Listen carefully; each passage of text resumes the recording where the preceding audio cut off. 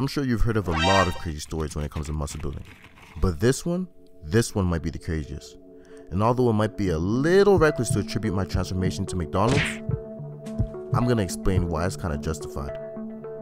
I'm going to be telling you how I went from this to this, all by eating McDonald's every single day for an entire year. But it came at an unforeseen cost that I never really thought to consider. The last thing I want to do is come on here and encourage poor eating habits, but if you're really skinny and you're struggling, this does work. I don't advise it, but it does work. This is me before I started working out. And during my last year of university, I decided I was going to lock myself in the basement of the varsity gym and completely transform my body to the point where no one could recognize me. The number one objective was to put on size. And before I started working out, I actually did a little research. Go figure. And I came across this one thing called calories in, calories out. Now, the key thing you need to remember here is I was trying to put on size. I didn't know that I was going to carry so little fat. That just happened to be genetics. So I knew I needed more calories as a super active skinny guy. And I think I went online and entered into one of those metabolic calculators or something of that nature. And it came up with 4,000 calories. That was my target goal to hit every single day. Now, at this point, I was already eating McDonald's every single day, like religiously. I won't lie to you. The title says for a year, it was probably closer to 2, like maybe a year and a half.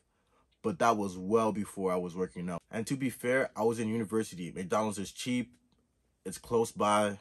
I mean, you don't really always have time to cook, so it was just convenient for me. So the plan was to do the same thing every single day. I would go to the gym. On the way home, I would pick up some McDonald's. Then for lunch, I'd have eggs with spinach, some oatmeal, a bagel. For dinner, chicken and potatoes. And then before bed, I would slam down this mass gainer that was like 1,600 calories.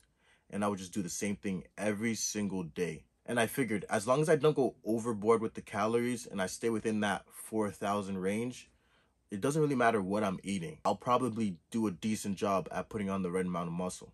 So about 4 months in, this is what I looked like.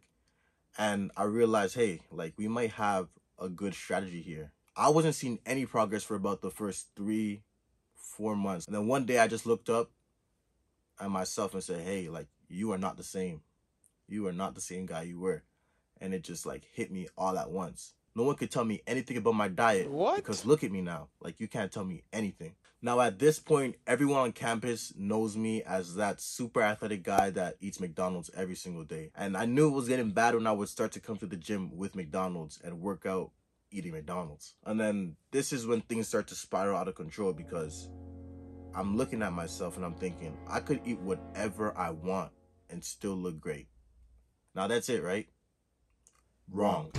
I never knew, especially at that age, the effects of diet on mental health. And I wasn't depressed or anxious or any type of that, but my productivity went completely down the drain. And I couldn't focus. My attention span was like completely shot.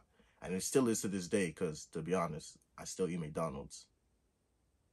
I wouldn't say every single day, but after every single workout. So at this point in my life, I just wasn't mentally sharp at all. But my grades never really suffered because I never went to class to begin with,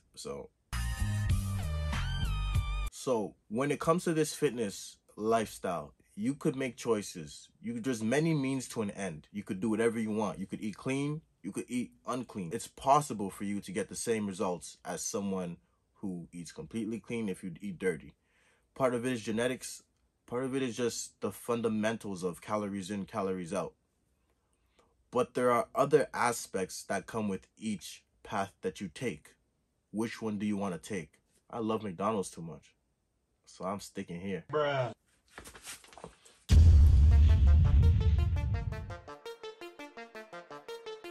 Now, I would never advise anyone to do this because this could pose as a serious health risk.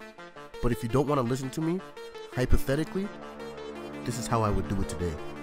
I'd start with the daily calorie calculator, just as before. But this time I'd add about 200 calories. Because this time we're doing cardio. I'd limit my McDonald's use to weightlifting days only. And only if I wasn't progressing would I move to an everyday strategy. Fruits and vegetables would become my best friends. And if I couldn't get my daily doses, I would take a multivitamin supplement. I'd take a fish oil supplement, I'd limit my McDonald's use to once a day, I would get regular checkups, and lastly, I'd like the vid, man.